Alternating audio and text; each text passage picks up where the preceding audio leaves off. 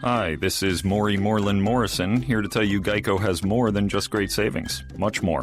Geico's been around for more than 75 years, back when they were using Morse code. Sorry, that's just my sense of humor. What's more, with Geico you get 24/7 access to licensed agents on the app, online, or over the phone, so you can talk to them at night or in the morning. So forevermore, just know that no other auto insurer has more than Geico. More power to you. Geico. Expect great savings and a whole lot more. There is more to me, Queen Eliara of Elfgard, than my elven magic. Just as there's more to Geico than saving you money, Geico also gives you 24/7 access to licensed agents online, on the phone, or on the Geico app. And while I am a mighty elf queen, I am also a mighty big fan of barbecue potato chips. Minions! More smoky mesquite. Geico. Expect great savings and a whole lot more. We are the New York Knicks. I'm back in New York.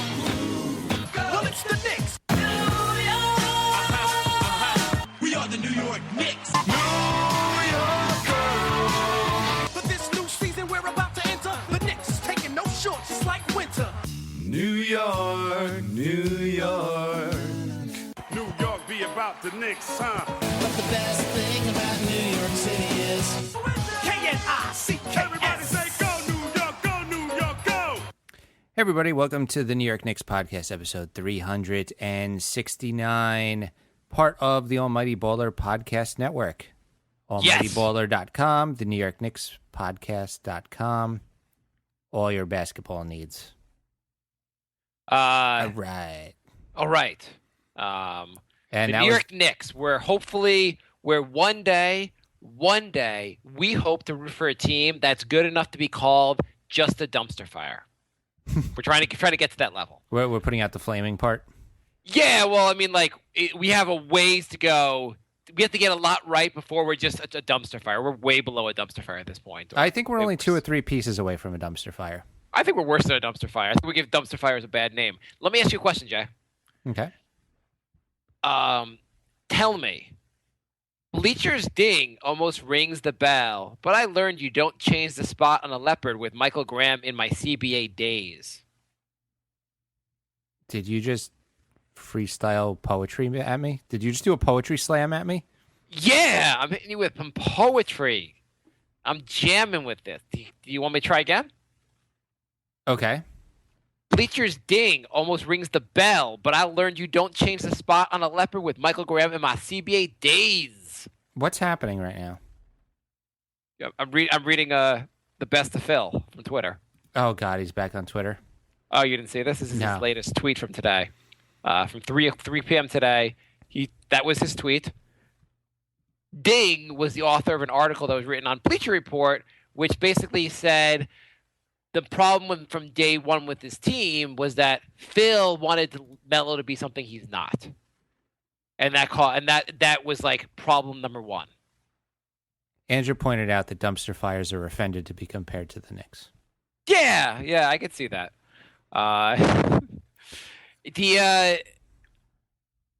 So basically the idea from the article was that Melo was always what Melo is. He's a great scorer, not the best defensive player, not really necessarily a leader, he's not Michael Jordan and Kobe Bryant, and Phil thought he could make him that player. So it's like when a girl dates a bad boy saying, I can change him. Yeah. Kind of Phil was like, oh, I can change you, Melo. You'll when you're with me, I'll make you the kind of man I want you to be. And then just like the girl, he's confused when he keeps drinking and sleeps with other women. Or in this case, doesn't pass like he should and doesn't play defense. Right. And, okay, we get the analogy. And goes, no, Melo, stop going ISO. You said you wouldn't do it anymore. I can't help it, honey. It's who I am. Don't try to change me. Why does Phil, he doesn't speak to the media, just shoots tweets out that are less comprehensible than what comes out of Donald Trump's Twitter account. Should I assume that some parties were offended by it and it caused a stir? I mean, wasn't the point of Phil being here? I'm gonna there's so many points, like a build sustainable winner, which obviously not going too well. And at the very least, you would say make it a place where free agents want to come. Yeah. And if you're a free agent, you're like, do I want to go to that team that New York dumpster fire team in which the team president sends nasty, if not backhanded tweets about me? That sounds like a good idea. Right. But the team president's probably dumb enough to give me a contract that includes a no trade clause. So maybe. So before we start talking, so the Knicks this week, what did they do this week? They lost to the Wizards, beat the Nets. That's amazing. Lost to the Cavaliers and lost to the Lakers. Barely beat the Nets. Barely played against the Lakers. They were down by like 27 points at one point. Well, they came back and they sat Melo in the fourth quarter because they had to go on a run. I want to play a game. Okay. Start the show. Let's play a game called. I didn't remember the name. I should have thought of a title for the game. But is your dumpster fire worse than ours? Okay. Going with the dumpster fire theme, and so we take a team and we say, are they a bigger mess than the New York Knicks? Okay. First, the New York Liberty. First, they're not even an NBA team. Mm-hmm. There are no one on the team can even dunk. And I think there's not even a man on the team. So are they in worse shape than the Knicks? They do make the playoffs, though. God damn it. The only New York team that can make the playoffs. The next team. Are they a bigger dumpster fire than the Knicks? The Phoenix Suns. The Phoenix Suns at one point, and this is a lot of this is taken. There was an article about clownery about in Sports Illustrated. They had an article about which team was the biggest clown in the NBA, which kind of inspired this bit. / we're just copying the damn bit. They had one point had Isaiah Thomas, Goran Dragic, and Eric Bledsoe on the roster, and a top 5 pick, and they chose to give Isaiah Thomas away, let Dragic walk, keep Bledsoe, the injury-prone one, and with a top 5 pick, draft Alex Len because apparently they don't really want to use their top 5 pick well. They do have Trevor Booker, who is going nuts right now. Devin Booker. They're pretty bad, but Devin Booker does look pretty good. So they have one pretty good young player. It's close. I mean, they have cap space. They don't have any terrible contracts. They have some draft picks. They have some. I think they probably have their draft pick this year, which, the Knicks do also. So, I mean, their backcourt is really good. The Bledsoe-Booker backcourt's nice. Okay, so Knicks or Phoenix wins this? I'm going to call that one a draw. Okay. Knicks versus Kings. Oh, wait.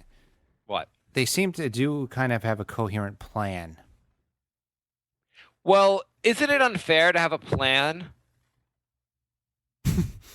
That's my entire argument. I can't believe the Knicks have just no plan. I'm going to give Phoenix the edge just for having some semblance of they need upgrades at certain positions, but they actually have players at every position. Whereas we have a walking corpse as our starting center. Yes. It's pretty much Weekend at Bernie's as a starting center. Well, it will change that when we start Hernan Gomez. So Hernan Gomez is young and good. He could be our starting center. They have Tyson Chandler, who's flat out better than our Noah. Yeah. There was an argument also made. I heard recently a member of the New York media made how it's ridiculous that the Knicks fans think they should need to rebuild, and that's going to take 5 to 7 years. We can both rebuild and win now at the same time. Said every Knicks GM for the last 17 years. And this argument was made yesterday. Not after watching this entire year. It was made yesterday by an absolute. I don't want to call anyone's name, calling anyone out, but by an absolute insane person. Have you not seen that they've been trying to do that for 15 straight years? Yeah, be bad for the next 5 to 7 years. We're gonna be bad anyway. Right. At least head towards somewhere. Anyway, the next one. Plus, rebuilding doesn't take 5 to 7 years.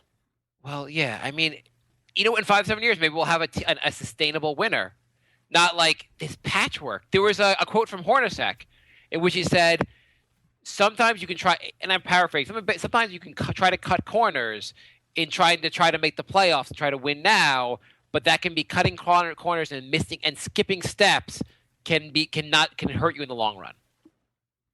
Mm-hmm. So maybe Hornacek's not doing necessarily a great job as coaching. Maybe he could be our GM instead. Kings versus Knicks. Kings have DeMarcus Cousins. Mm-hmm. They have 3,000 first top 10 picks they've had in the last 10 years, and it's assembled no one around DeMarcus Cousins. They have a complete inability to assemble anyone, and the best guy they drafted with the last pick in the NBA draft, they drafted Isaiah Thomas and gave him away for literally nothing. They are a bigger dumpster fire than the Knicks. They do have DeMarcus Cousins. He's a very good player. He wants to leave. He's signed a contract. He's probably staying, I guess. The list gets pretty short after Cousins. It doesn't get short. It's over. It's literally over. They have that guy from Kentucky who I actually kind of wanted. Cauley Stein, who they barely play, and they don't really want him here anymore. Yeah, no, they're definitely worse off. Okay. Next on the list, the LA Lakers, which I'm kind of biased in favor of the Lakers here. Well, I guess against the Knicks here because they just destroyed the Knicks last night. But they have a lot of young guys. But they're all bad. I mean, they're all not very good. Like they've had a lot of high picks. Do you think any of these guys are all that great? Not yet. I mean, Ingram's been a disappointment, but I mean, he's what, 19? He's 1 year in the league. He's not even a year in the league. I can't really kill Ingram, but I am going to say that I'm not that impressed by Randall. I am not that impressed by Russell. Yeah, Jordan Clarkson's not bad. Clarkson looks good. They really are pretty bad. You would think with all the young players they'd be a little better. They did that ridiculous Mozgov contract. Plus, if they get a top 3 pick in the draft this year, which they possibly could, they have to give that away. I thought it was top 3 protected. Is top 3 protected? Oh yeah. They have to stay within the top 3, or else they don't get the pick. I thought it. Yeah, I guess that would make sense. I guess the other way didn't make any sense. That they listed only in the top 3. Yeah. So they're probably not going to have the number 3 pick, the number 1 pick this year.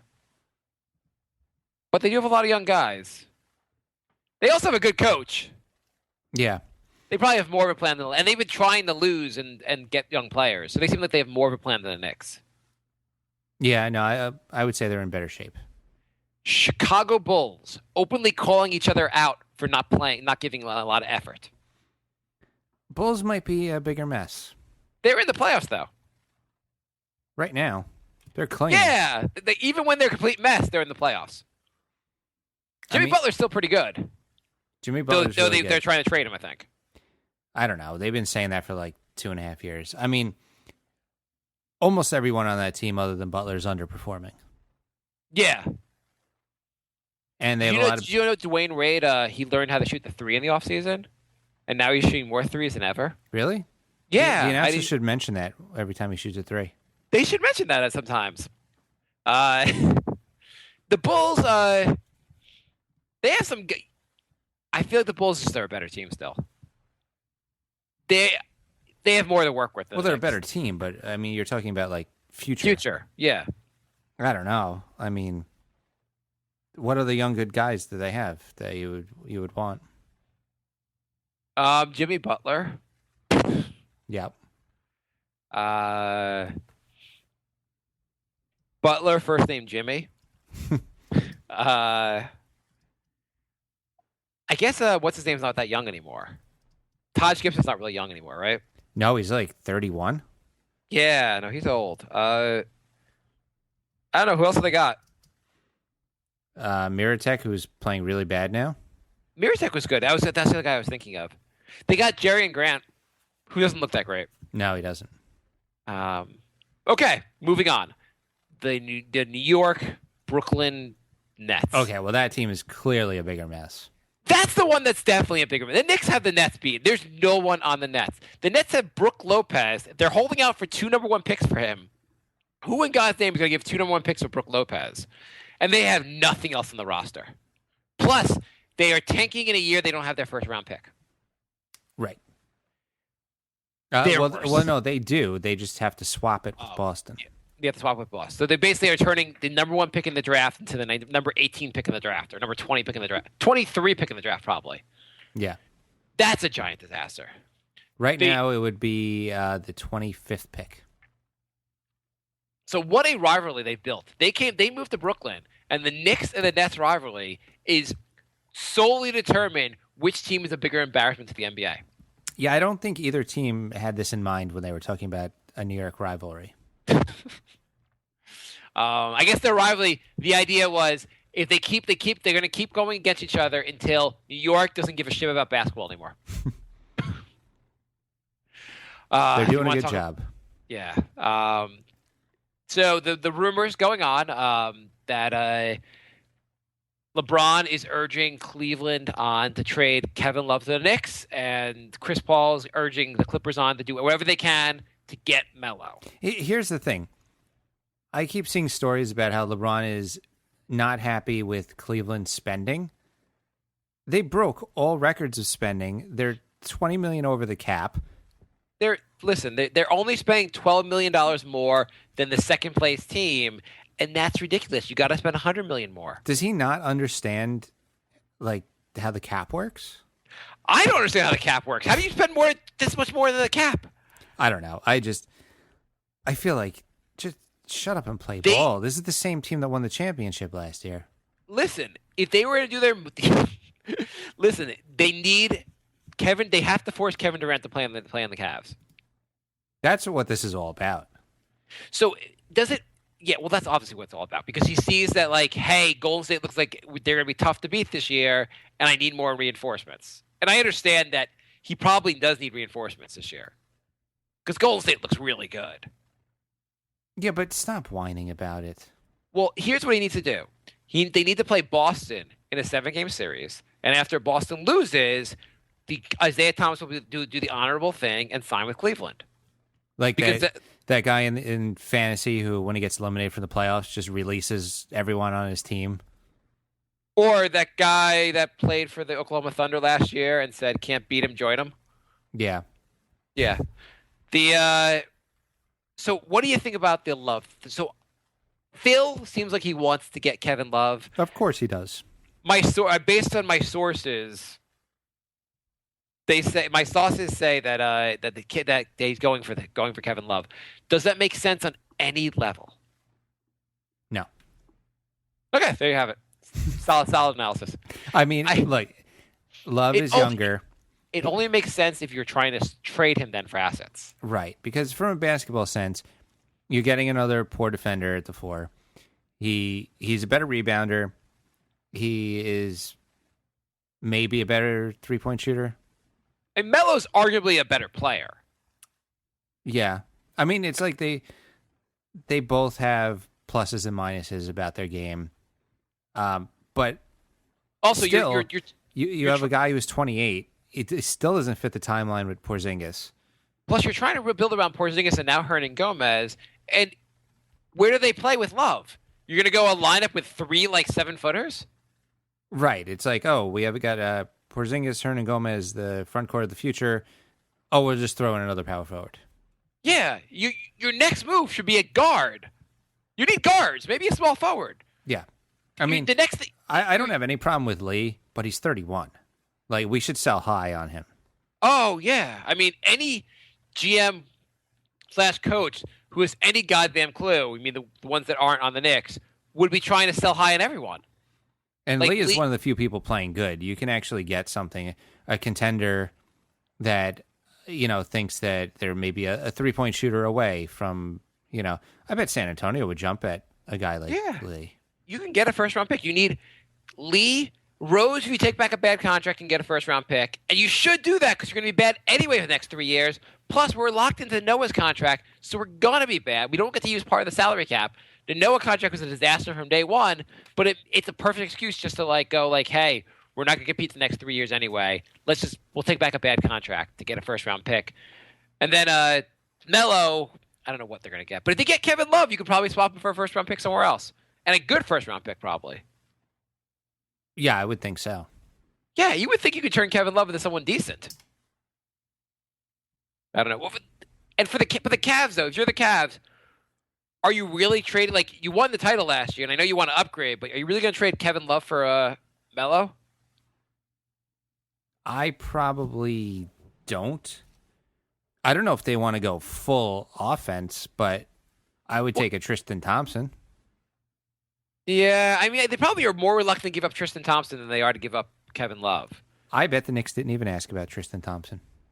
In fact, my sources told me that they didn't even ask. My sources told me that Phil Jackson is stealing $12 million a year from the Knicks. I still don't get what he does on a daily basis. So you want to talk about the games? Sure, let's talk about these games. Okay, so the Wizards game, the Knicks got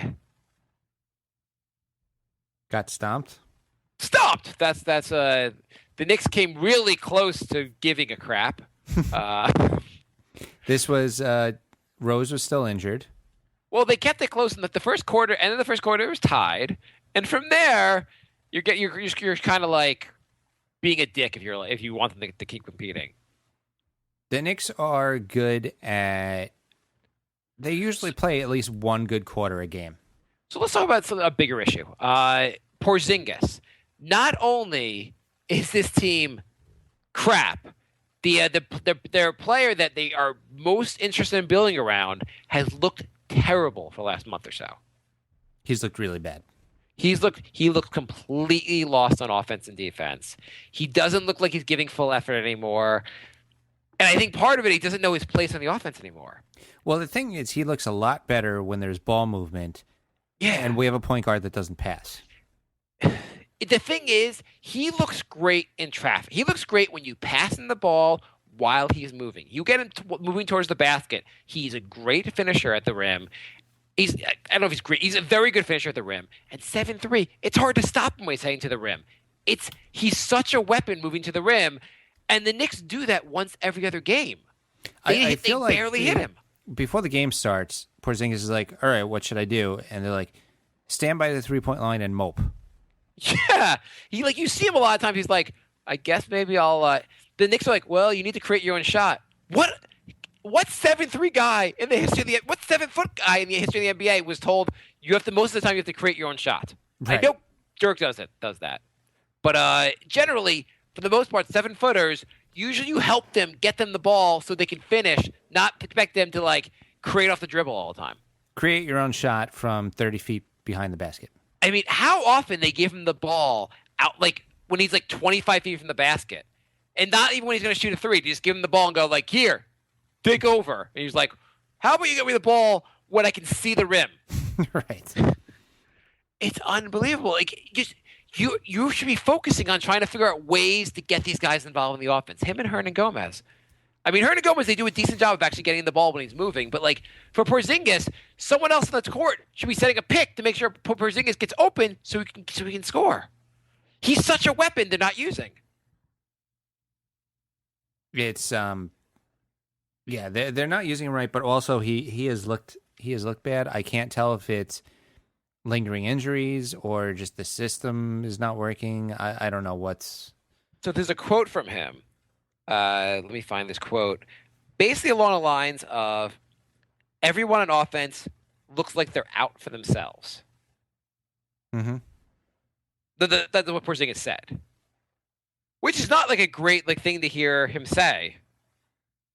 No, not at all. It's kind of disconcerting, actually. Yeah. Yeah, well, I mean, it does seem like that. There's not a lot of ball movement. It seems like there's a lot of guys who are either in contract years or trying to justify their contract. Yeah, I mean, the thing is, you start losing, everything kind of falls apart. And I understand everything falls apart because you look like crap, but it compounds itself, basically. So do you? Billy looked good. Yeah, Billy had a decent game. He had 15 points, 14 rebounds. He's looked decent lately. He should get more minutes. Well, I mean, he should probably be starting. Noah is, what would you say, our third best center or fourth? He's like, I'm not convinced that Plumlee isn't better than Noah at this point. It's hard. Like, the thing is, his defense hasn't been that great. No, it hasn't. His offense, he's a complete liability in offense. And, like, he sets picks, and you're like, the picks are even worthless because you can't be part of the pick and roll if they can't pass the ball to you. His finishing at the rim is horrible. He's probably the worst finisher on the rim of the entire team. Yeah, and your big guy is supposed to be really good at that. Yeah.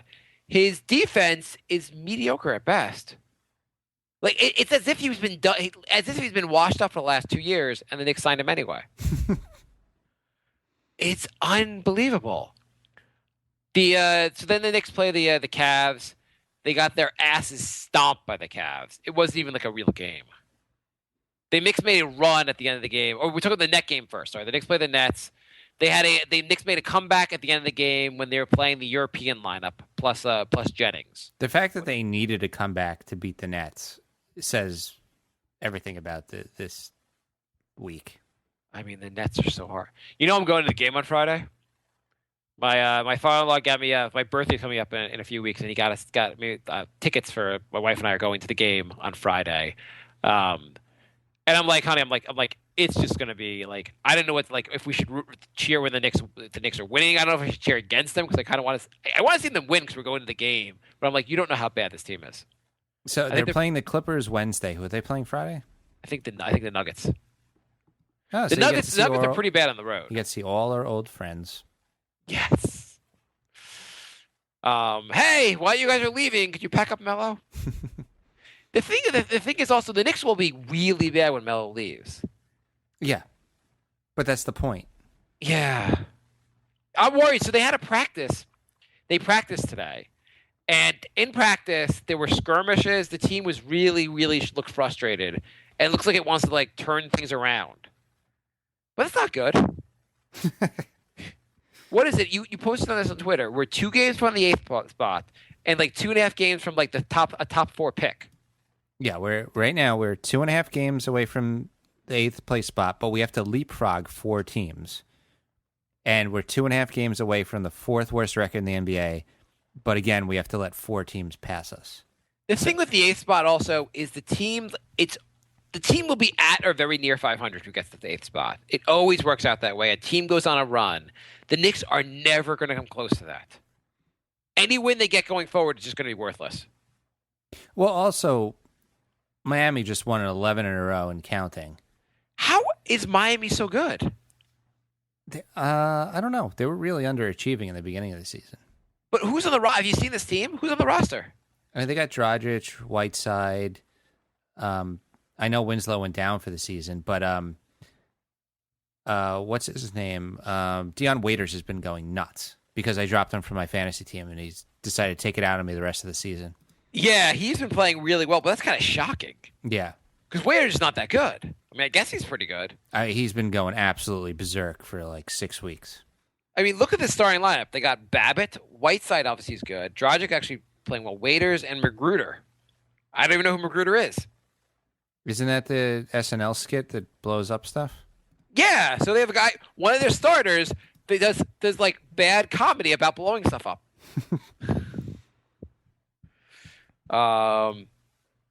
Yeah, they don't have a lot on this roster, yet they're in. Pat Riley is so much better than this than Phil Jackson. It's not even close.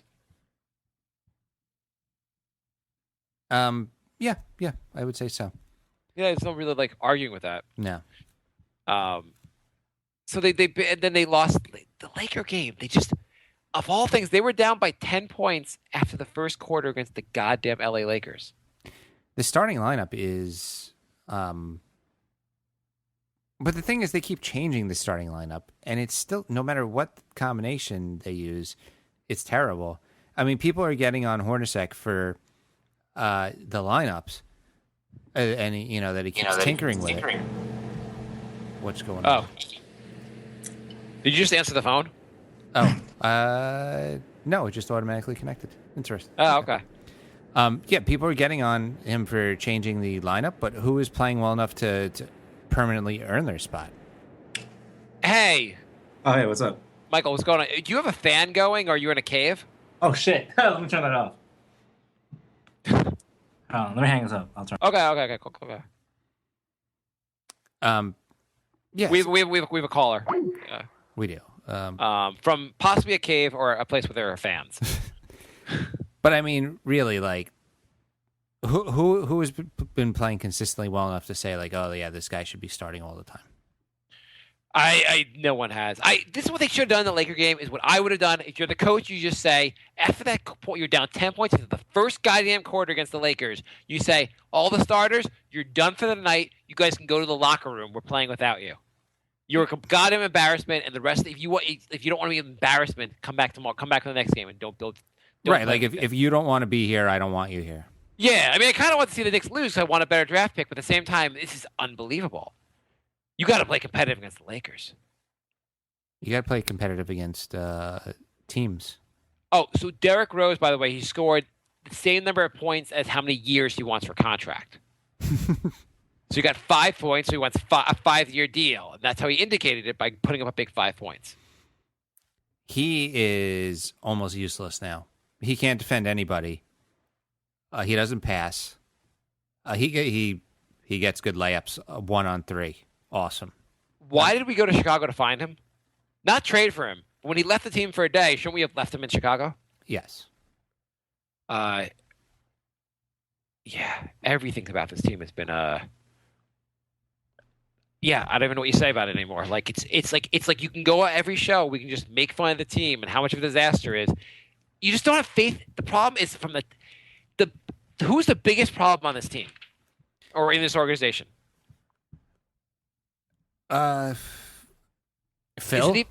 Yeah, it's not even Dolan at this point. I mean, Dolan is a problem, but like it's really Phil. Yeah, you know what? Everyone's getting fed up, and it is Phil's fault because he thought twice now. He thought we had a playoff team when we had one of the worst teams we can remember. The thing is, we should be happy because you and I have both wanted a real rebuild, and the Knicks are clearly tanking. So, with the most improbable roster to tank with. But we're not. No, tanking. it's obviously bad. Yeah. Hey, Michael.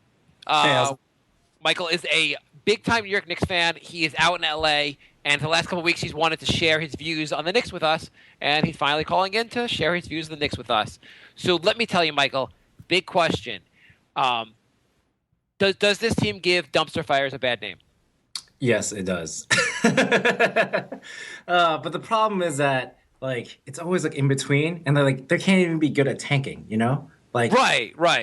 Like, all right, They're like a dumpster fire, but the fire's not very big, and you're like, come on, bigger fire, and they're like, this is kind of a weak, like just some kindling.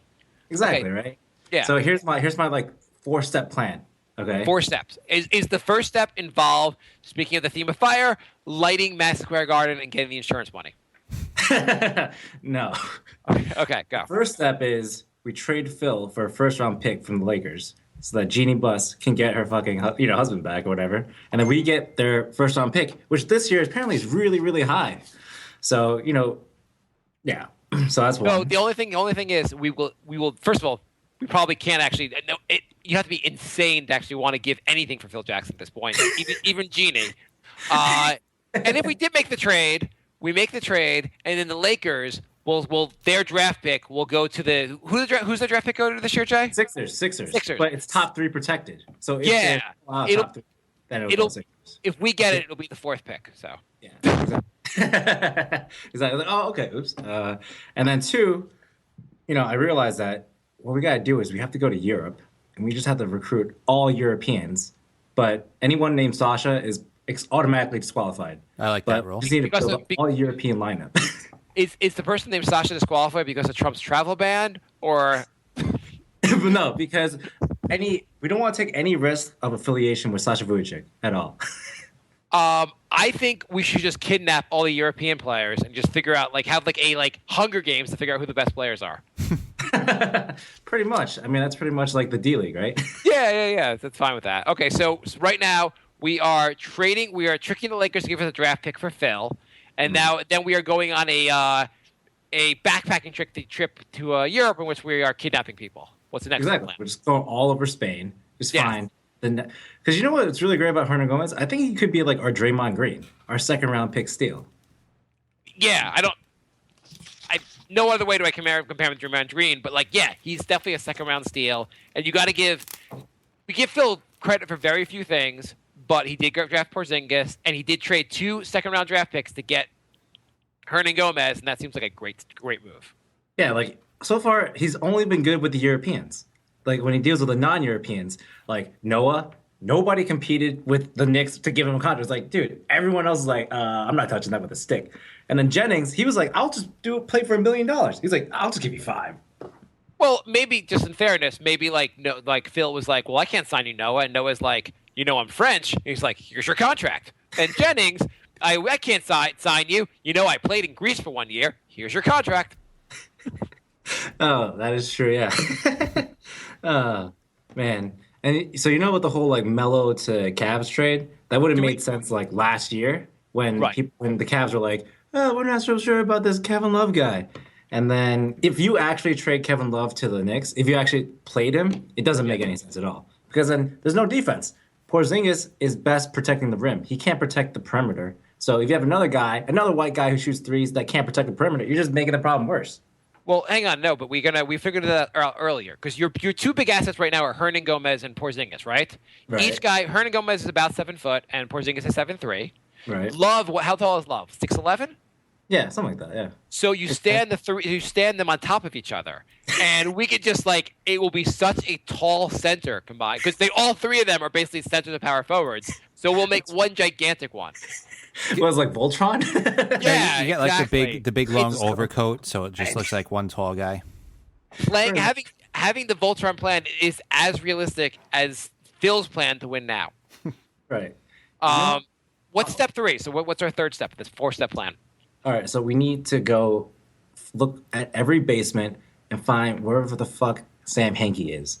You gotta slow the cursing down. Oh, okay, sorry. We gotta find Sam Hinkie in whatever basement he's hiding in. And I know Hinkie's gotten such crap, but Jay and I have been talking. We're kind of down for Hinkie. Look at the Sixers right now. They've been suffering for all this time, and he's been validated. And now it's Joel Embiid, and then Simmons hasn't even played yet.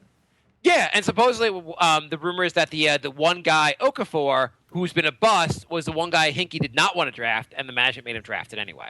Yeah, mm-hmm. And he's been a bust. Okay, so step 3, we find Hinkie, and we convince the NBA to let us hire him. Right. Exactly. Okay. Step 4, LeBron James kidnap his mom and make him play for the Knicks. Or we can just clone LeBron James, pretty much. We'll just yes. We will get a Dutch or French whore to hang out with LeBron, and if she can take some DNA home with her in her mouth, we can make a new LeBron. Exactly. So there we go. So what's step 4? I don't know. I think I like that one. That one sounds pretty good. Okay. If you haven't thought through all 4 steps, then you be qualified to be the New York Knicks team president because he hasn't thought through crap. Exactly. Yeah. I mean, did you guys see that article with Kevin Ding? He just wrote that today. Yeah, we were talking about that earlier, and then the tweet from Phil, right? Yeah, exactly. He was like, almost hit the bell or whatever, and I just couldn't resist. I was like, ding, ding, ding, ding, ding. So, what's the number one problem? What's the Knicks' number one problem?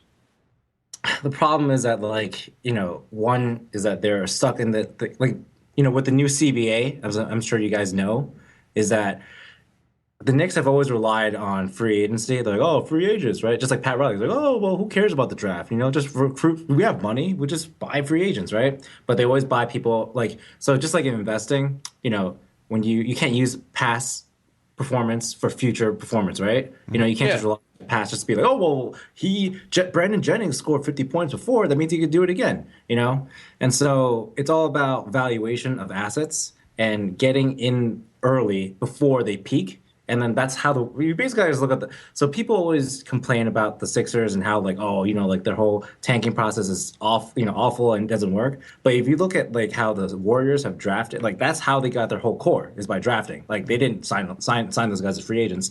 And then with the new CBA, like you're basically penalizing teams for trying to get free agents, and it's gonna be much harder to get free agents, and it's gonna be much easier for teams to retain the free agents. So you need to keep drafting. So the Knicks have done a poor job with drafting, So and are they you need to focus? just to follow you? Are you saying we need to give a max deal to Drew Holiday and a max deal to Derrick Rose this offseason?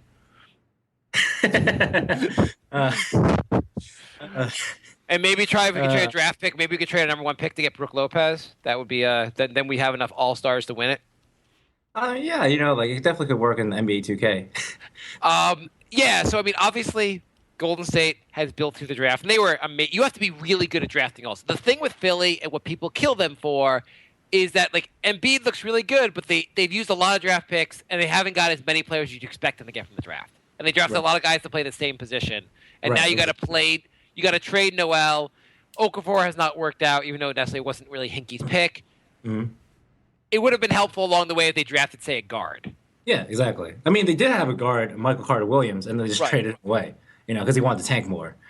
I mean, I definitely think that there is a fine balance. I think that for the next 2 or 3 years, like this will be, they just need to commit to a full rebuild, get rid of I definitely think that Carmelo needs to go, even just for his own sake. I think he's gonna be I think he's being driven insane by what's going on. I mean, would you say that we have to say that Melo has done whatever else you want to say about Melo? He has done such an amazing job of handling how terrible New York has been to him.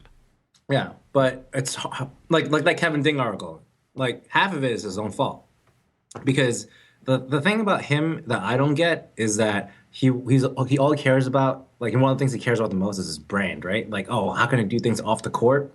But the problem is, if you look at all the other superstars, like LeBron and Curry, they all had success first before they went onto their brand. Like it kind of went hand in hand. He was chasing the branding stuff before he even got there, and so now that he's not focused on, like, he hasn't, his track record doesn't reflect well on his brand. So that's why you never see a Carmelo commercial. Like, the last thing I saw was like Teenage Mutant Ninja Turtles. Yeah, and he's a Nike commercial. Yeah, he's a Teenage Mutant Ninja Turtle. I got it, and yeah, it's working out. He's Leonardo. The whole branding thing. It would be helpful if the Knicks were better. And obviously, he's a frustrating player because he has so much more talent. His talent level, he could be a much better player. And that's what George Karl's frustration was, is that Melo, if he allowed himself to be coached, he'd be a much better player. Yeah, he just needs someone more dominant and more alpha than him. Someone like LeBron, so to take the ball away from him and just be like, okay, like in the Olympics, he clearly saw that he was not at the top of the totem pole, and he was like, I'll just defer to you guys, because he respected them enough and saw that their talent was at least a way above him, or equal or more, right? And then in the Knicks, he's like, I want to be the man. I mean, this is what happened with Jeremy Lin, right? Like, he got so pissed off that everyone started loving him. He's like, God damn it, he's stealing my attention, The problem with him is he is a great player. Forgetting the fact that his talent, what he's not, he's still a great scorer. He's a very good player, but he's hard to be your team leader. Yeah. Because he's not a guy that you necessarily want everyone else to emulate, because he doesn't necessarily put all the effort in on defense. He doesn't give it 100% at all points, and that and doesn't always pass. He's not the guy like LeBron James. No matter what else you want to say about him, and obviously he's a great player, everyone on the team will also say he probably outworks everyone else on the team. Yeah. And that probably motivates everyone. You have to LeBron gives 100% on the court the whole time, so I should give 100% also. And the one year that they played really well, and Melo's best years is when someone else on the team could really assert. Like in the 1 year they won 54 games, you had Jason Kidd, who was more of the leader of that team. And when he played really well in Denver, he had Chauncey Billups next to him, and that made a big difference. Mm-hmm. He had someone else where everyone else can look up to, and Melo can kind of look up to also and kind of follow along with. Right, exactly. But it's unfair because not everyone is a team leader and a guy that is going to run the show. But Melo's kind of thrust in that position by his contract and where he kind of is at this point in his career. That you kind of you should get to that level, and he's not at that level. I mean, the thing is, what I don't understand about, when in 2014, when Phil re-signed Carmelo, it's I was pretty sure that he wanted to stay in New York because of the whole branding thing. Like, I want to stay in New York City. I want to be a brand, Yeah. blah, blah, blah, blah. I was like, you could have just called his bluff. Like, he wasn't going to go to Chicago. Like, there's no way. Yeah, I mean, they clearly should have called his bluff, but they did not. But I thought he wanted to. Like, I thought Lala wanted to stay in New York, and they kind of just wanted, like, his kids in New York. I thought that was the kind of the reason he stayed here. Mm-hmm. Hey, I have a question for you guys. Sure. So, what's with the obsession with Ron Baker or Ron Burgundy? I mean, well, here's the thing. When the team is really bad, you just latch onto a guy who's, like, middle of the road good and just, like, say if they just played him more, then we'd win the title. Right. Oh, the thing is, he reminded me of, like, it kind of I was like, is he like white Jeremy Lin? Yeah, No, pretty much. well, Jeremy Lin was pretty good. Like, Yeah. No, but Baker, it's the I wish he same. was- It's the same phenomenon. It's a guy that's we're making out to be better than he is just because we're desperate for some spark and hoping Right. he's somewhere on the team. Yeah, The like- audacity of hope. We're desperate for Yogi Ferrell, who's playing on Dallas right now. Right. Who we could have had. Yeah, who I was know. just sitting out there. I mean, the thing is also as frustrating with the Knicks is that what is Phil Jackson doing on a daily basis to make this team better? He's trying to make the trades, but you could easily just cut Sasha. He's the most obvious guy to cut, and give out 10-day contracts and see if who else out there can make our team better. Exactly. Yeah. No, I was like, why? Like you guys said, like everyone has been saying, like, why don't you just make him an assistant coach? Like, I feel like all Sasha Vujic does is just play FIFA with Porzingis. It's like, yeah, Yeah, the thing is, if you a good locker room guy, good teams can have a good locker room guy as a bench player. Not the Knicks. You're a bad team. You can't afford that roster spot. right. You know what the problem is? The problem is like Dolan bringing in Phil Jackson. Like Phil Jackson has always been in a situation with the Bulls and with the Lakers where they're on the verge of contending, where all the pieces were already set up, and all he had to do was just put it all together. He was like, okay, done. You know. But now he's like, he's trying to contend when we're at the point where you need to build. And Well, so he's not a builder. The thing is, he'd be great if you made him the GM of Golden State right this second. Exactly. And he'd be like, "Oh wow! I mean, look how good of a team I put together. I like look how I did. Well, they were. I mean, Michael Jordan was already on the team. Oh well. I mean, like they weren't going to be good. Michael Jordan was going to be nothing without me. Yeah. But the thing is, either way, he's a great coach. He's just not. And I have to say, like, I give Dolan much as you want to kill Dolan with all this. Dolan did what you wanted him to do. Dolan took a guy who he thought knew everything about basketball and just said, "You're in charge. I'm going to stay away." And there's no reason to think Dolan's really interfered with anything of the last 3 years. Mm-hmm. Except maybe the no trade clause. I don't know. I think maybe that was made some pressure from him because maybe he's like, oh, I need to start. I need to sell tickets. I don't know. I mean, it's fair. It's fair. I kind of we kind of figured that when he signed Phil, he said to Phil, just keep Melo.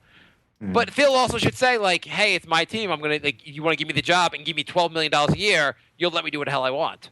Mm-hmm. Exactly. So the thing is, Dolan owns the New York Rangers. And he said, the Rangers, you guys, I put smart people in charge, and the Rangers are pretty good. Mm-hmm. So you can't just say he's just a terrible sports owner because, like, he has another team that's actually really good. Mm-hmm. Right. Exactly. I mean, he's a terrible sports owner, but, like, He's regardless also, of that. He's also a blues guitarist or something like that. Yeah, he's a rock star also. Yeah. I mean, he is everything. Next We all- to Stevie Ray Vaughan. Yes, he's a 5'2", goddamn rock and roll star that's destroying our Nick fandom lives. We have some questions to do. Okay. You want to do a couple questions with us? Yeah, sure. Okay. Jay, you have some emails? Yeah, Logan wanted to know what we thought of the Knicks fans booing Hernan Gomez during the Cavs game after he turned over the ball. I think that's kind of ridiculous. I think it is ridiculous. I think what happened is Knicks fans are just fed up, and the turnover was at the wrong time, and the fans saw the game slipping away. But really, you shouldn't be booing a guy like that, especially when he's getting double doubles. Like, So every the other Knicks just still sell out. No matter what they do, they sell out. If the fans stop going to the games, what would happen? Do you think the Knicks would just go into even more crazy win now, try to get a overpay guy mode, or would they would they finally start rebuilding because people stop going to the games? I mean, actually, I think they should be cheering instead of booing because that means that we're going to get a higher draft pick. It's true. Yeah, no, it's. But I was saying before, I'm going to the game on Friday, and like I want them to lose, but the game you're at, you kind of want them to win. Well, also, Knicks tickets are so expensive. I don't think a lot of hardcore fans are even at the games anymore. Yeah, no, there's. Are you dissing Spike Lee? Yeah. That should be our mascot, Spike Lee. They should actually make an actual Spike Lee mascot. Wouldn't that be funny as hell? I right in the way with them. I want them to lose a lot. They should play Spike Lee.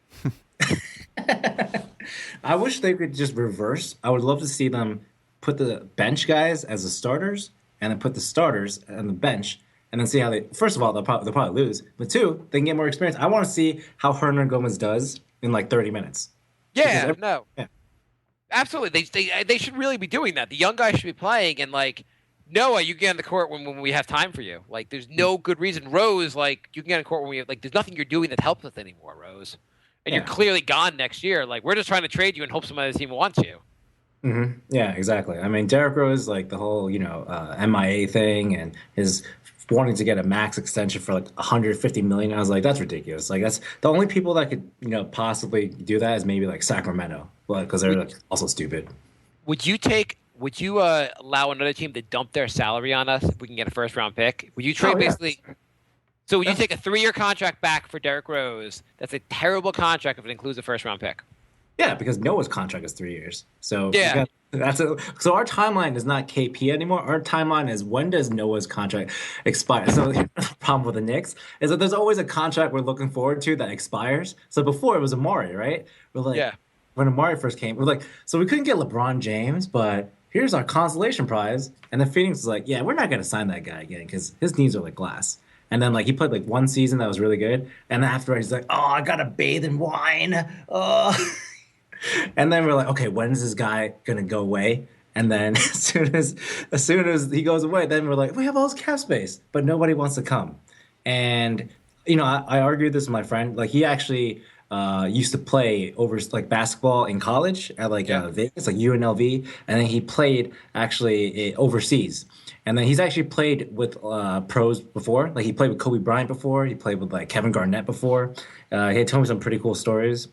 And then, he was saying, like, oh, well, you got the market. The players will always like the markets and stuff. But I'm like, it's totally different because of the way that the world has changed in terms of media and technology. Yeah. Like 20 years ago, 30 years ago, media, like the big media markets like LA and New York, all these stars had to go to these markets because that's where all the media capitals were. We didn't have social media. We didn't have the internet. And now, what matters the most to players is, I mean, obviously money matters, but also like success, because success leads to success off the court, right? Like what I was saying, you could be Russell Westbrook in, Oklahoma City, and normally that's not a place that people care about, but because the team did well for the past, 4 or 5 years, then they'll still do sponsorships with you. They'll still do commercials. If he was in Sacramento, then nobody would care, or if he was in, some really horrible place, then nobody would care. So just to go cut out for a second, interrupt for 1 second. So all our fans that are listening to the show that live in Oklahoma and Sacramento, we as the podcast agree no one cares about you. Go on. See, that's how I know I'm with real New Yorkers, because we like to just like make other people just feel bad about their places. Yeah. We have a team that makes us feel bad about ourselves, so we have to rip on other people. Exactly. We're sadistic.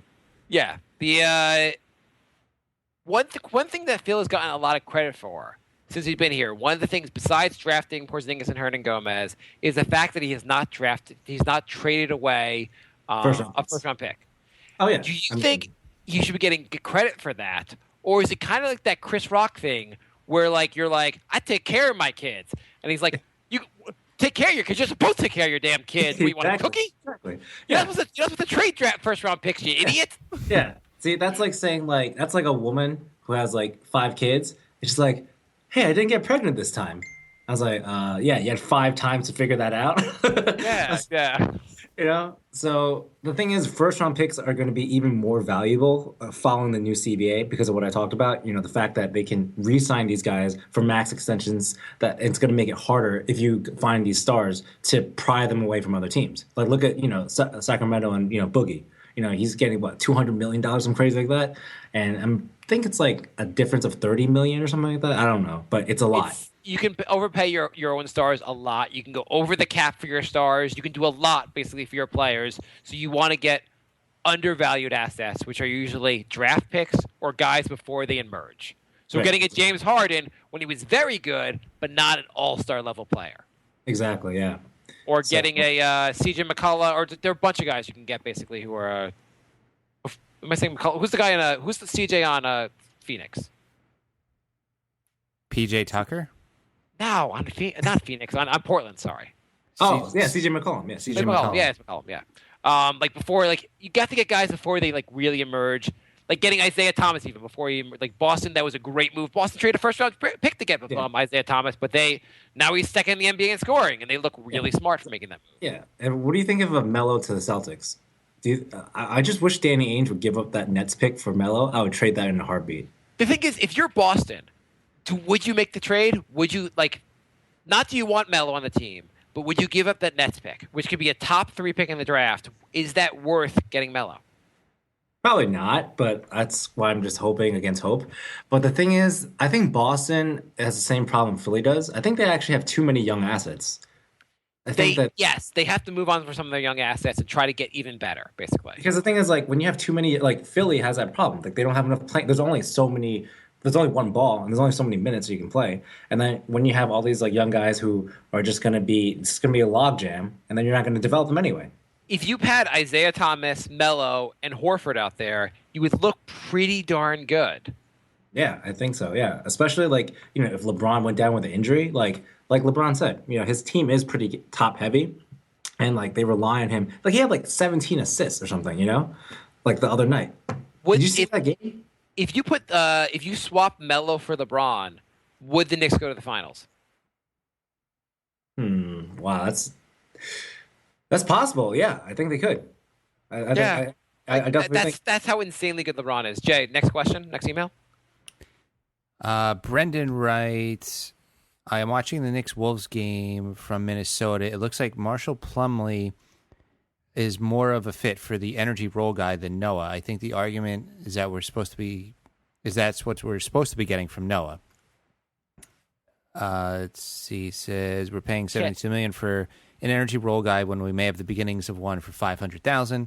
I know it's an incredibly small sample size, but Plumlee looks promising, and I think he deserves more minutes. Thoughts? Have you seen? I have not seen Plumlee pound his chest, and pounding your chest is worth a lot in the NBA. Noah could possibly be the 4th best center on the team. I mean, it's arguable that the Knicks they would be in a much better position if they just didn't go in the year signing a center. Because between Hernan Gomez, Kyle O'Quinn, and Plumlee, you would have been fine. Yeah.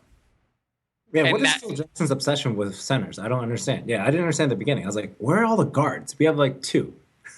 Yeah, we were saying it all off season. Like, hey, there's not many guards, and Sasha has too big of a role in this team. And, yeah, I was really rooting for Chase and Randall to like make the roster. I was like, come on, man, that guy can actually shoot. Yeah, but I don't know what the hell Phil is doing. He has no plan, and that's why he should go. He does not have a coherent plan. Yeah, please. God, I think my plan is like perfect. Just trade him for a first-round draft pick from the Lakers.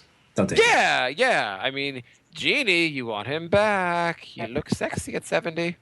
Actually, you guys want to hear a funny story? The building I'm in right now, this apartment is actually owned by what's his face, Donald Sterling. Oh. And so it was actually, I think. I didn't know he let minorities live in his building. Did you have to say you were white to get in? Yeah, I snuck in the back. But I'll tell you, so I'm in Santa Monica right now.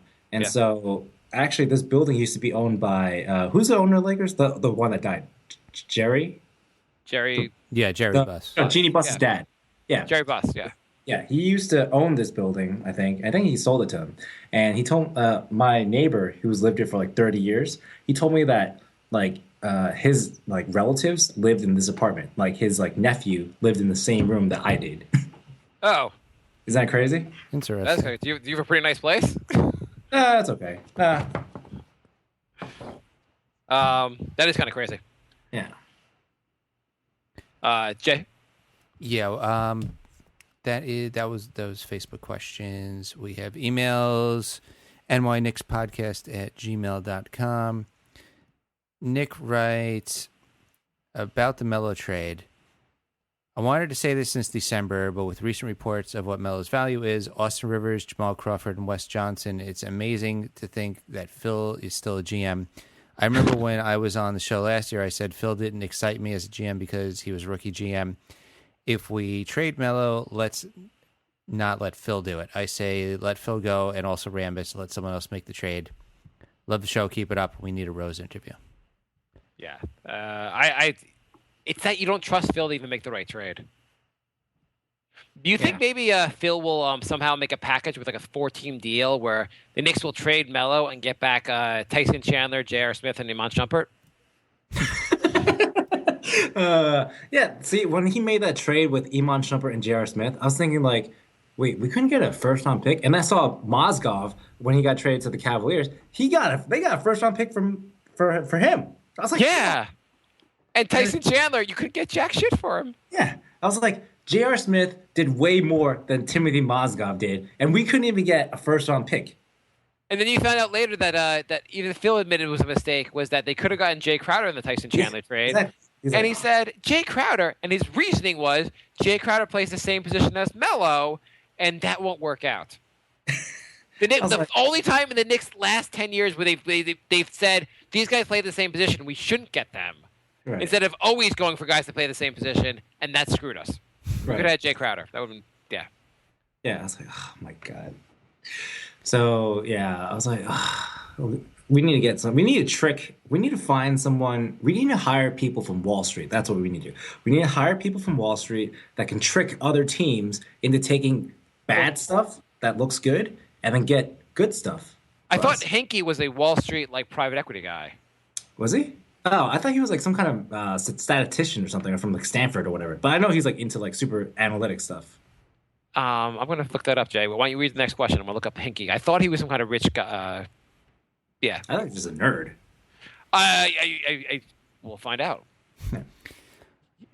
Let's see. Phil writes, assume Melo doesn't go anywhere. It looks like Rose is gone. Jennings may or may not be back. Probably depends on whether or not he wants the same or less money to be a backup. And it doesn't matter. Any other serviceable backup point guards out there? Baker. We are 21. This is 6 days ago. We are 21-29 today. Maybe we go 10-22 the rest of the way out. Assume our draft pick is a 6 to 10 range. It probably gets us one of the 3 point guards below, all of which are really, really good. Dennis Smith Jr., Malik Monk, De'Aaron Fox. So then what is our starting 5 and who come off the bench? I propose the new point guard, Lee Holiday, Hernan Gomez, Porzingis. Just to interrupt, so he wasn't a banker, but he worked at Bain and Company, the firm that that Mitt Romney founded or was at. So but then he got his MBA from Stanford, and then he went to work for the Houston Rockets. Right. Yeah, Stanford. That's what I remembered. Yeah. Yeah. Jay, I didn't listen to your question. Could you go to the next question?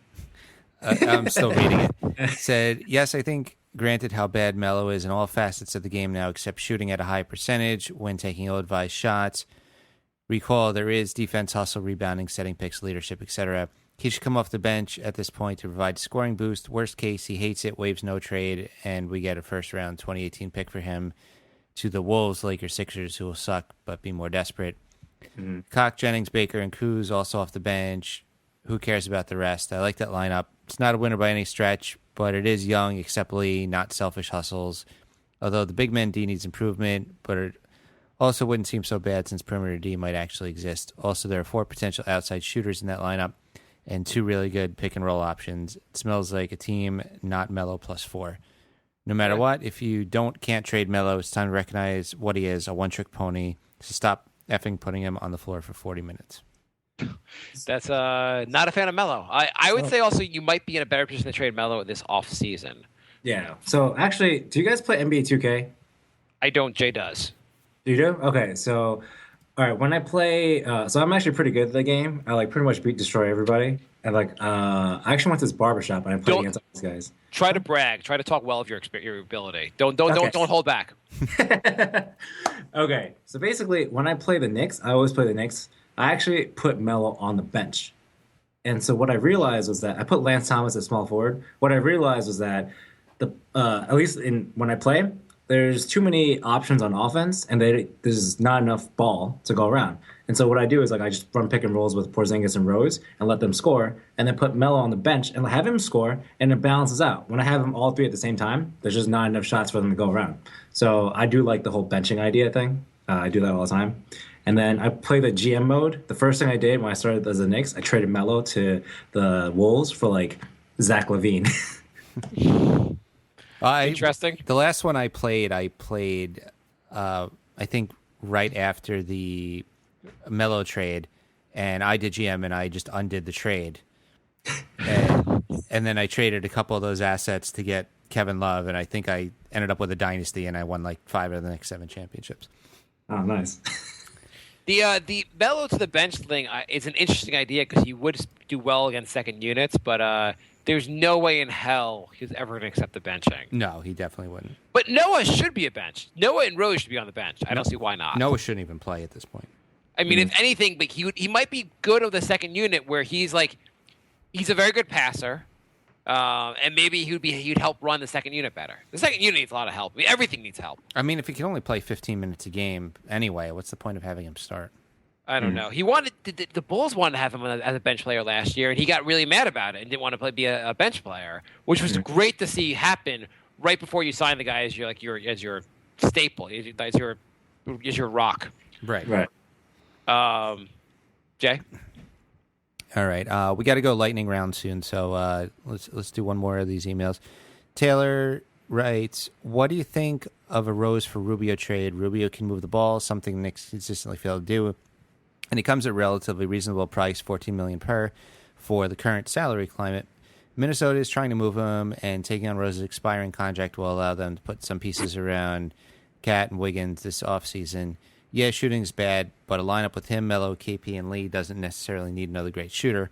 Also, I keep hearing people hating on Tim Hardaway Jr. for Jerry and Grant a few years ago because Hardaway looks like a solid player now, but I think most people forget that trade landed us the rights to Willie. Just saying." That trade didn't land us the rights to Willie. No, that was two picks in the future for Willie, right? They traded 2 second-round draft picks. That had nothing to do with the... Yeah, no, that was Jerry and Grant for Tim Hardaway. And that's it. And then Jerry and Grant for Derrick Rose and with, what do you call it? Noah. Yeah. They traded Grant just for the first-round pick, and they turned the first-round pick into Grant. The Hardaway trade was a bad trade. Yeah. I mean, in retrospect, and just in general, you should try to develop your players. Yeah. It'd be nice to have him. It'd be nice to have him developing alongside Porzingis. Right. Yeah, the thing is, no, I would not trade for Rubio because, 1, he probably sucks at defense.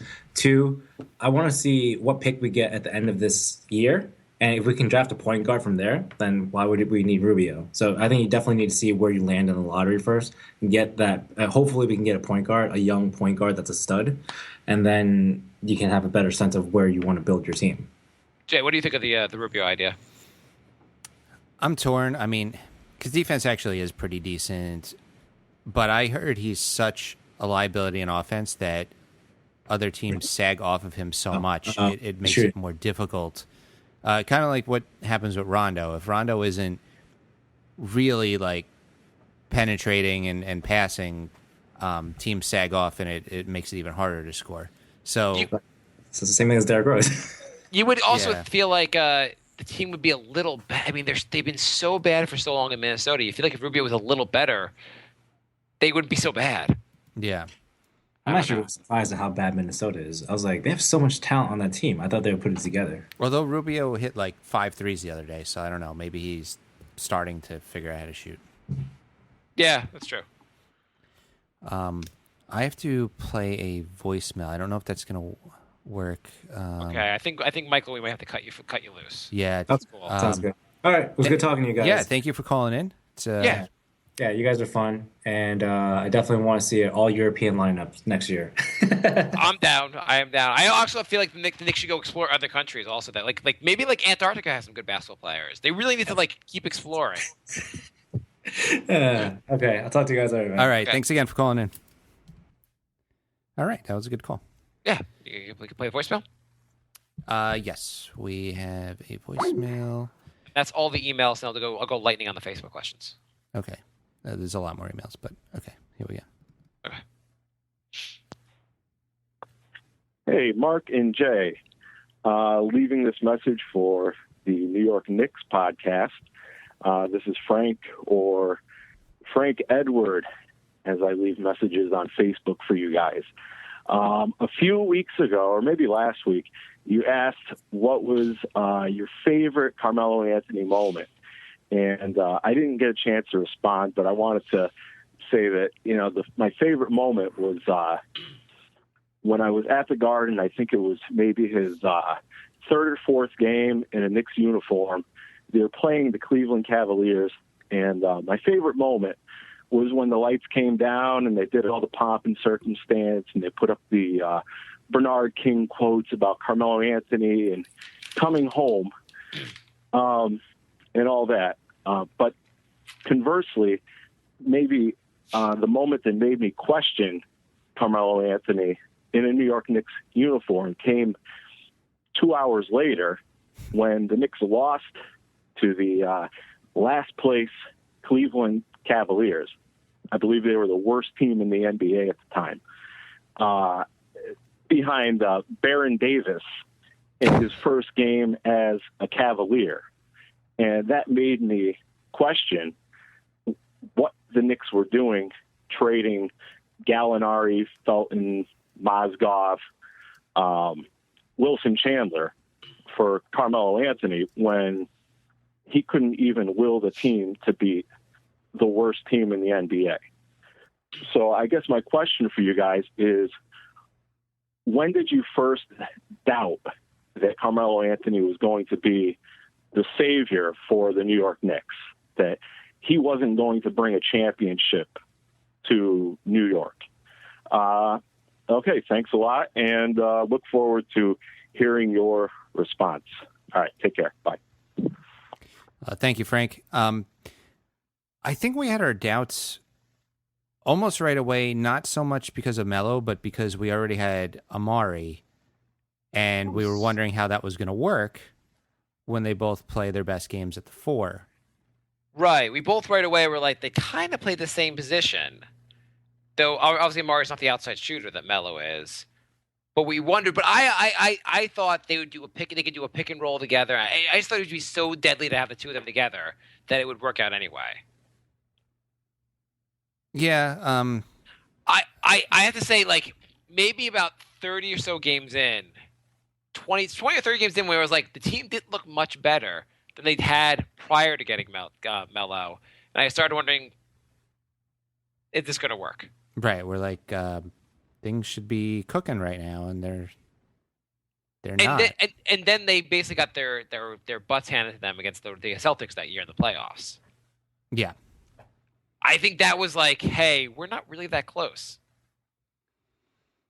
Yeah, and who would have thought that was pretty much the best we would be since then? I'd say one of the best moments though was I remember I was at your place, Jay, and I think we did a show, and the show ended. It was like the Knicks game hadn't been on that long, and we caught that 63 points. What's Melo's big game? Oh yeah. I was at your place. We got to see it. We were like, and we watched that whole game. It was like that was a really cool that was a really cool game. It was a nice moment. Yes. Yeah. Glad I got to share it with you, Jay. But that was a good question. Also, what's your fondest Melo memory? That I think that was probably it. I mean, that's a tough one to beat. Yeah, I mean, overall, the 54-game win season, I'd say is a better memory. But yeah, but that's not like a single memory. Yeah. Yeah, exactly. Yeah. The other day I was, I think it was the Laker game. Halfway through the game, they're down by like 27, and I just trashed my apartment. I just couldn't take it anymore. It's the Lakers. I was expecting a win, and I said, you know what? I've had it. I'm just going to throw some stuff around. And really? Yeah. Okay. And what I did is I used the Handy app. Have you heard about the Handy app? Is that what you're supposed to do when your girlfriend or significant other is not around? No. This is handy.com and the Handy app. what it is it's a cleaning service. You get to pick. It's kind of like it's similar to Uber, where you can go and you could pick. They have ratings for the different people. Is Jay doing a live read? Go on. You pick who you want, and you could set up for the very next day. It takes about 60 seconds. You don't even have to be home. You could leave your keys, or you can be home and have the person clean. Were you? Here's a question. Yeah. When you picked your Handy.com app person to clean, was it a very attractive Asian lady? And when she showed up, were you sitting on a couch wearing Speedos? They're gonna love this live read. Okay, go on. So they're helping support the Almighty Boiler Podcast Network. So they're giving promo codes out. So if you sign up and use the code Almighty50, you get 50% off cleaning service. And they also do other services like plumbing, electrical work, and you get 15% off using Almighty15. Almighty15. Do you want to spell that? ALMIGHTY 15 and Almighty50 for the cleaning service. Yeah, which is a pretty good deal because you know what I think everyone that's listening to the show is probably living in an apartment or house that needs cleaning. So you might as well save some money and find someone who can clean your place or do whatever it is you need repaired. So the next time the Knicks throw you into a fit of rage and you have to trash your apartment, you can get it cleaned the very next day before the wife comes home and gets angry. Yes, exactly. And the Knicks will make you angry the next time you watch them. All right. So Marcus writes, "Hey guys, just read an article by Posting and Toasting which said that the Knicks do a good job defending pick and rolls. The ball handler shoots the fourth lowest field goal percentage in the NBA. The screener shoots the third worst effective field goal percentage in those possessions in the league. But they're collapsing too hard, and every time someone else is open on the perimeter. So maybe if Melo could stay on his man, we could be a really good defensive team, which is crazy with 2 point guards who aren't able to guard anybody." I'm not even shocked by that because it's the Knicks. Everyone collapses on every play. Like 3 guys in the court are always not covering anyone, so it's like it's easy to collapse. And like you could see why they would hold people to a lower percentage because they cover no one on the outside. Well, I mean, even if somebody looks like they're about to set a pick, Melo switches. I mean, the switching is sometimes just like bizarrely like how easy the team switches is unbelievable. It's whatever matchup the other team wants, we will give them. Yeah. And just like, hey, I know I was covering someone, but that's so yesterday. I'm going to go look where the ball is and follow the ball because they're not allowed to pass the ball. It's brutal. Yeah. Who are you typing to? Andrew. He said Steven's going to lose his mind at the live read. So that is it for email, nyknickspodcast@gmail.com. If you want to call us, it's 631-676-1181, or you can Skype us. The Skype name is The Brink of Sanity, which is also the name of our other podcast. We have a comedy podcast called The Brink of Sanity, and it's also Mark and I and a third person, usually Bri. And you could find that in iTunes. Just type in Brink Sanity in iTunes. If you leave us a voicemail in which you tell us about your experience using Handy.com, we will be so happy. Jason writes, going to Facebook, should Hornacek play that comeback squad more and keep Melo on the bench during tough games? No, I wouldn't say keep Melo on the bench during tough games, but I do say if he's 2 for 14, then yeah, you keep him on the bench. Or just go with any lineup that's working, go with. Exactly. Whoever's playing well, go with it. Jay writes, do you keep Melo till he turns 40 and Lala becomes a Knicks cheerleader? I feel like the Knicks are going to do that. Probably. Liam writes, if you only had to pick one player on their horrid contracts, who would it be? Bargs or Noah? What is the worst contract? Noah's much worse. Yeah, it's not even close. I mean, well, I guess what is worse? Giving a 4-year deal to Noah for $72 million or trading a first-round pick for Barks? Probably a first-round pick just because Barks was about to get bought out. But, I mean, they're both so bad. I don't... That first-round pick was going to be a swap pick anyway because they had a swap because of Denver, right? Yeah. So, like, I think Denver had the right to swap the pick either way. George writes, if we end up trading Rose, should we invest in Jennings? Though he has proven to be more pass first. Would you bring Jennings back, and what kind of deal would you give him? I'm starting to warm up to Jennings. I would bring him back, but it would be cheap. Well, under 10. Give us some numbers. 8. For how many years? 3. So 3 years, $24 million? Yeah. Not horrible. I mean, he could be your point guard that helps grow the other point guard. Like he's your starter, whoever you draft is your backup, and then kind of like they can learn under Jennings. I mean, Jennings is garbage also, but he seems like he's a better fit than Rose is. I mean, he actually tries, unlike Rose. Rose seems like he doesn't even try anymore. Yeah, I just hate also Jennings has a lot of dumb fouls. Also, he'll pressure a guy, and then the guy just goes right around him, and you're like, oh, great. Well, why don't you just keep the guy in front of you? So instead of whatever. Grant writes, we play the Cavs Saturday. Will Korver kill us? Korver did not kill us. I'm shocked. But Cleveland killed us. By the way, our website, the New York Knicks Podcast.com, I will be putting up our Knick Effect list, which is players who've had the best or second best game of the season against the Knicks. It's a lot. And I just put up the player power rankings, and we are still getting game recaps from Eric. So this week, if you haven't looked already, just not to ruin the surprise, but Hernan Gomez was the best player on the Knicks this past week, according to Jay. Let me ask you something, Jay. How goddamn awful is this team? Should we take this as a positive? Because Hernan Gomez is a young player, and the fact that he made number 1 on the list, that's a positive.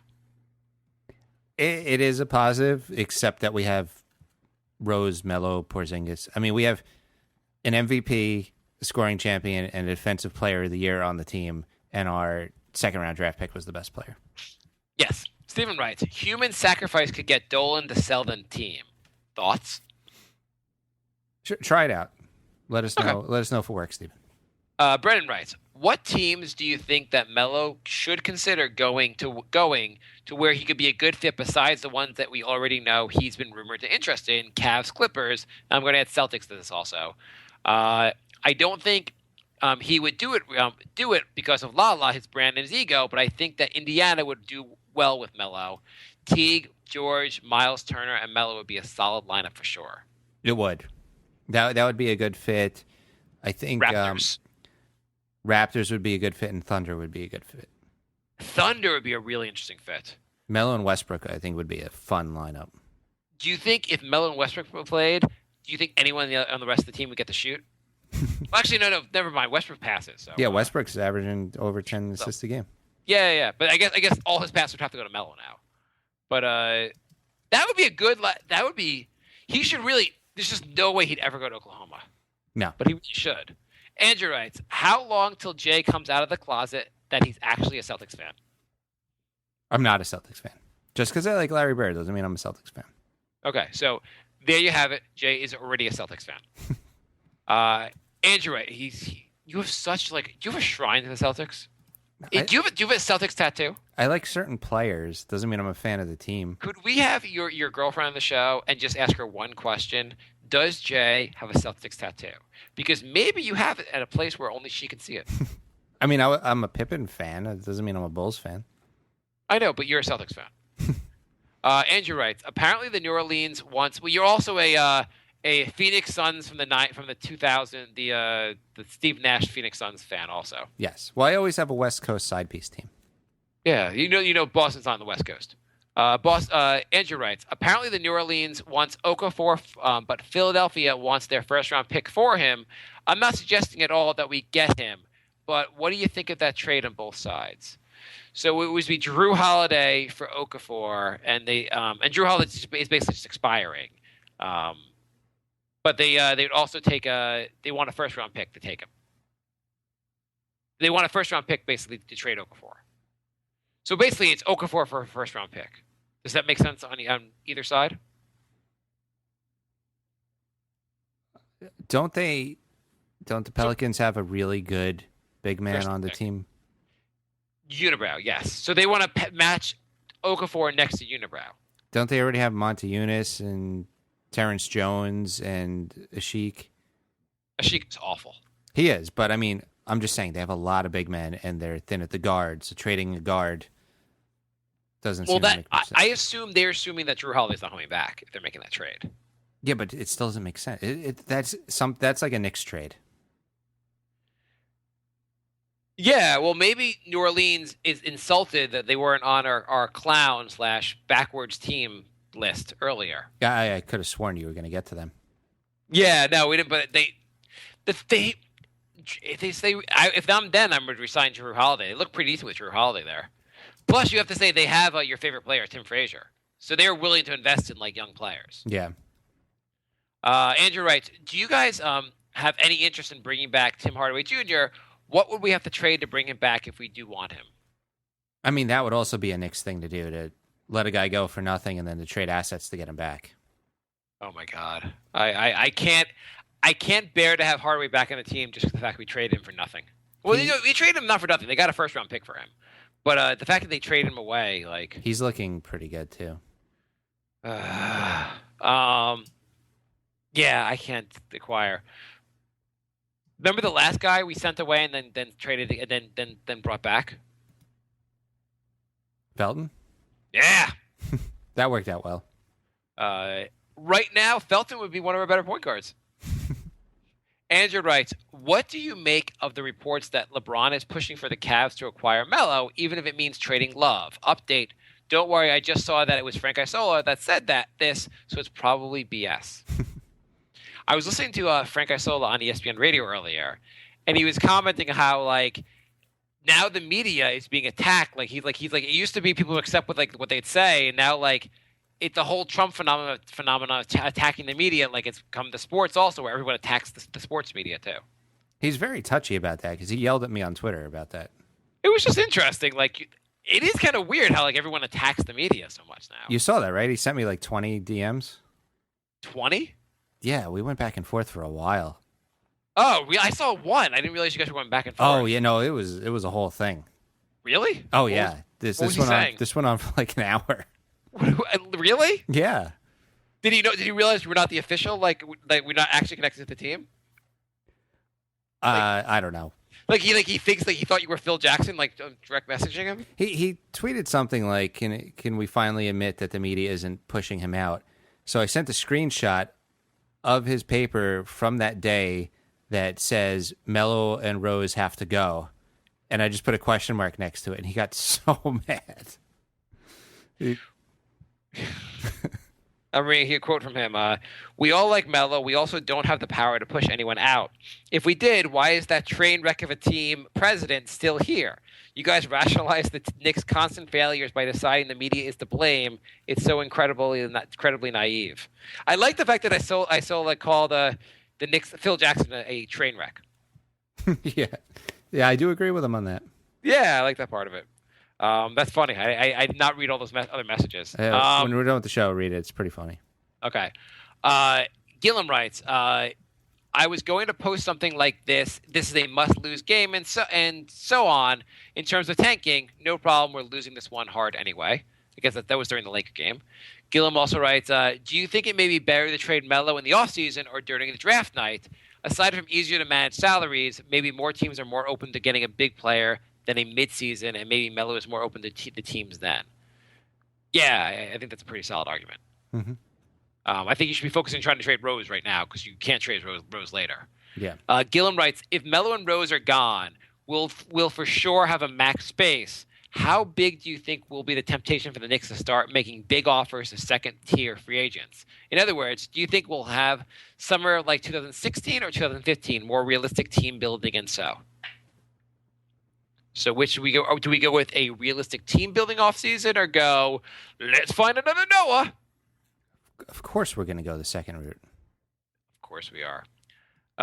Anyone in mind? Any big free agents that are about to over the hill? All in 5-year deal for Vince Carter? George Hill. Yeah. Gillum writes, the biggest fear of the start of the season was injuries, but the biggest problem has been lack of development as a team. Do you think it's fair to blame Horny for that? Personally, I think blame should go to the vets, especially Melo and Rose, who have not bought into Horny at all and have put their ego above all else. Yeah, I don't. I know a lot of people are blaming the coach for the players not caring, but it's not a young rookie team. These guys are in their 30s; they should be caring. I mean, it's also just hard. I think it's probably hard for a coach to come into a situation where there's a lot of vets and like get full control of the team, and like you may have more, and you probably have some control with the team's winning, but once the team starts losing, you lose control pretty fast when the team of vets. Yeah, and. Look at what's his name? Who was the guy that was the coach of the Cavs before Lou? David Blatt. Like he had a team that went to the finals and kind of lost control. Yeah, it's hard if the vets don't listen to you, then you're kind of screwed. Gillen writes, "There's a report that James is pushing the Cavs to trade for Melo. Looking at Cavs roster, it only makes sense if Love goes the other way. Who or what would the Knicks have to add to convince the Cavs, and what would you be willing to do it? And would you be willing to do it? So let's just say you're gonna get Love with the plan of trading Love for draft picks after. What would you add to the Melo trade to get Love? What? You know what I'm saying? Basically, you're trying to get Love for the sole purpose of swapping him thereafter. Yeah. But so you need to get Love back, and the Cavs say no. What would you throw in to sweeten the deal to get Love? Jennings, O'Quinn. We don't have many assets. I mean, yeah. I mean, anyone not named Hernan Gomez and Porzingis, I'm kind of open. And Holiday. And Holiday, yeah. I feel like Jennings would be kind of put them over the top. Yeah. But even though you just say you bring back Jennings is going to be a free agent anyway. And the Cavs need him for right now. Yeah.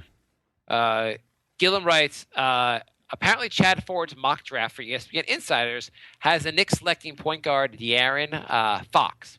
He's supposed to be the fastest player in the draft, excellent defender, not developed three-point shot, but good mid-range pull-up and good passer.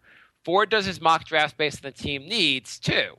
Do you think this is the profile of the player the Knicks most need out of the draft, or what type of player would you prefer? I want a point guard. Yeah, the guy's a point guard, Jay. I don't care. I don't care like what kind of point guard. I just want a point guard. Well, we have point guards that we don't like them. Well, that is a good point. I want okay. I don't want as much of a ball dominant point guard. I want a guy who distributes and plays defense. Yeah, I would agree with that. Distributes, plays defense. I think your 3-point shot can get better. Like if Rubio had a better shot, that is the type of guy I'd want. I mean, a lot of guys' shots get better over time. Did you know Wade shoots 3-pointers now? What? Rubio. Who does? Wade. Dwayne Wade shoots 3-pointers? He shoots 3-pointers now. Did he develop that over the offseason? He did. Wow. I can't believe you could do that at this point in your career. Hot take. Wow. That's pretty good. This guy, the description they gave, I like that. I like the defender. I like the fact that I think you can develop your three like Dwayne Wade did. Pull up, good passer, sounds good. Last question. Gillen writes, thoughts about what KP said. Oh, this was where it was. About lack of trust in each other. It's a quote, it's kind of everybody for themselves a lot of the time, both ends of the floor. It's a lot of problems. Yeah. You know what? Everyone's like, well, KP says he wants Melo to stay. I don't know how much KP is willing to admit, but that was the most honest quote you gotten from KP of the whole, like that quote right there. Mm-hmm. Like, this is not good for his development, and he's lost with this lack of like team play. I think Courtney Lee is stealth asking to be traded too, because he said, if the team wanted to blow it up, I wouldn't blame them. I think Rose was like, if they're rebuilding, I may not be here. And we're like, Yeah, no kidding. I think everyone wants to go. I think Horny wants to go. Yeah. But so if the team goes full rebuild, trades away the vets and goes, do you like Horny being the coach for the rebuild? I'm not sure about Horny yet. I don't think I'm not as mad at him as I've been about other coaches, but I'm also not convinced he's been great either. I haven't seen really much improvement from anybody. Well, it's been the opposite of improvement. Right. Yeah. And here's a quote. I agree with you. It's hard to say because it's such a weird team to judge him on. And I don't know initially. You have to think going forward. Do you think next year, if Phil is back next year, he's going to be like, we need to assert the triangle again? Oh God. Let's not even entertain that. Okay, so here's the final question for the show. And in all seriousness, why does Mike Woodson not have a head coaching job again in the NBA? He's a defense. He's Why? No, I understand he's an assistant coach for the Clippers. The Clippers have a great defense. Woodson's record as a coach is pretty good. His record, Atlanta, he made the playoffs a bunch of times. Knicks, he made the playoffs a bunch of times. Look how terrible they've been since Woodson's left. And now he's doing a good job with the Clippers. Not that I think Woodson's all that great, because he's not. But do you think he'd be given another coaching job? He probably will at some point. I think it takes a few years to get the Knicks stink off of you. But in anything, he'd be like, look at the Knicks, and look how good I was with the Knicks. Like I said, it takes a few years to get the Knicks stink off of you. He probably has, outside of Riley, Red Auerbach, and Phil and Pat Riley, he probably has maybe the best winning percentage of any Knicks coach. Jeff Van Gundy. Did I not say Van Gundy? I said Van Gundy, Riley, Auerbach, whatever, and then who else? I bet. Either way, Woods is probably top 5. Could be. I think he's 50 games over as a Knicks coach. Maybe not 50, some ridiculously high number. What did we learn today? That I have gotten to the point where I'm asking about Woodson because of how goddamn awful the team has been. I don't know. What did we learn today, Jay? We learned that this team's a dumpster fire. Possibly, depending on how much you want to disgrace dumpster fires. We learned that this team might be making some big moves in the next week or two. Yes. Do you want to report your made-up rumors? My sources say that Melo will be traded. And my sources also say that we are going to completely lose our crap because it's going to be a terrible trade. You have pretty good sources. Yeah. All right. Okay. Thank you for listening. We'll be back next Sunday at 8:30 p.m. Eastern Standard Time. And your apartment better be clean because you used handy.com. Promo code Almighty50 or Almighty15 if you want other work done, such as plumbing or electrical work. So if you want a handy, go to handy.com. All right. Bye,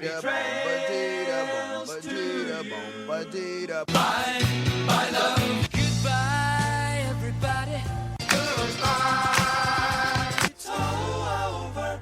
Goodbye. It's time to go. This is the end. Say goodbye. You better go away. I'm gonna leave you. It's the end. Goodbye. Goodbye. Just leave me alone. Feels so good to say goodbye. I'm sick and tired and I'm saying goodbye. Goodbye, girl. Goodbye, goodbye, goodbye, everybody. Hi, this is Maury Moreland Morrison, here to tell you Geico has more than just great savings. Much more. Geico's been around for more than 75 years, back when they were using Morse code. Sorry, that's just my sense of humor. What's more, with Geico, you get 24/7 access to licensed agents on the app, online, or over the phone, so you can talk to them at night or in the morning. So forevermore, just know that no other auto insurer has more than Geico. More power to you. Geico. Expect great savings and a whole lot more. Napa know-how. A Napa guy knows more isn't always better, unless we're talking about full-size vans. These beasts do more than get you from A to B. They have so much space a man can live in it. With shag carpeting, waterbed, and a sweet lava lamp, these mobile abodes have all the comforts of home. With quality parts and plenty of Napa know-how, you can keep the original tiny house running longer, stronger. That's Napa know-how. Napa know-how. If you think trains will stop if they see a car on the tracks, you're right, they will. About a mile after they hit you.